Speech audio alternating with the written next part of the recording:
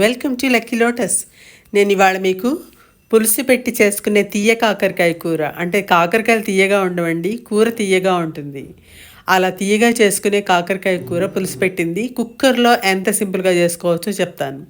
దీనికి ముందుగా కాకరకాయలు క్లీన్ చేసుకున్న తర్వాత వాటికి అవేమీ తీయక్కర్లేదు, ఆ స్కేల్స్ ఏం కట్ చేయక్కర్లేదు.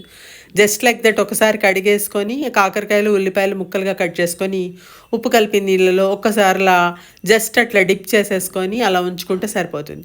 ఆ తర్వాత దాల్ కుక్కర్ ఉంటుంది కదా, కూరలు వండుకునే కుక్కరు, అది పెట్టుకొని దానిలో తాలింపు వేసేసుకొని, తాలింపు అంటే ఆయిల్ వేసి ఆవాలు జీలకర్ర మినపప్పు శనగపప్పు ఎండుమిర్చి వేసేసి అందులో ఈ ముక్కలు ఏవైతే ఉన్నాయో అవి పోపు వేగంగానే అందులో వేసి కొంచెం చింతపండు పసుపు ఉప్పు మన టేస్ట్కి సరిపోయినట్టుగా బెల్లము, మనకి స్వీట్ ఎక్కువ కావాలంటే ఎక్కువ లేదా తక్కువ, అందులోనే కారం కూడా వేసి కొంచెం వాటర్, మరీ ఎక్కువ కాదు, జస్ట్ ఒక పావు గ్లాస్ వాటర్ ఒకసారి వేసేసి కలియబెట్టేసి ముక్కల్ని హై ఫ్లేమ్ మీద కుక్కర్ మూత బిగించేసి 3 విజిల్స్ వచ్చేదాకా ఉంచండి.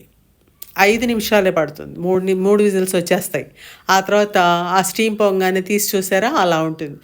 అందులో మనం బైండింగ్ కోసం అని చెప్పి కొంచెం శనగపిండి తీసుకొని ఆ ఉండలు లేకుండా ఒకసారి కలిపేసేసుకుంటే కూర రెడీ అయిపోయింది. చూస్తారా ఎంత సింపుల్ అంటే ఈ కూర అసలు అంత చక్కగా మగ్గిపోయింది కూర. 5 నిమిషాలు. బ్యాచిలర్స్ అయినా స్టూడెంట్స్ అయినా కొత్తగా పెళ్ళైన వాళ్ళైనా వంట రాని వాళ్ళు కూడా ఈజీగా చేసేసుకోవచ్చు. రోటీల్లోకి బాగుంటుంది, అన్నంలోకి అంతకన్నా బాగుంటుంది. ముఖ్యంగా ఇందులో స్పెషాలిటీ ఏంటి, ఆ చేదు మనం ఏం పోగొట్టలేదు. అంటే చేదు పోతే కాకరకాయ స్పెషాలిటీయే చేదు అనమాట. అందులోనే ఔషధి గుణాలు ఉంటాయి.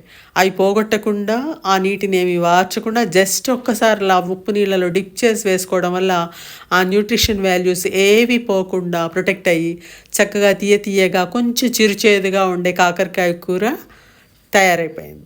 ట్రై చేసి చూడండి, వర్త్ ట్రైయింగ్. నమస్తే.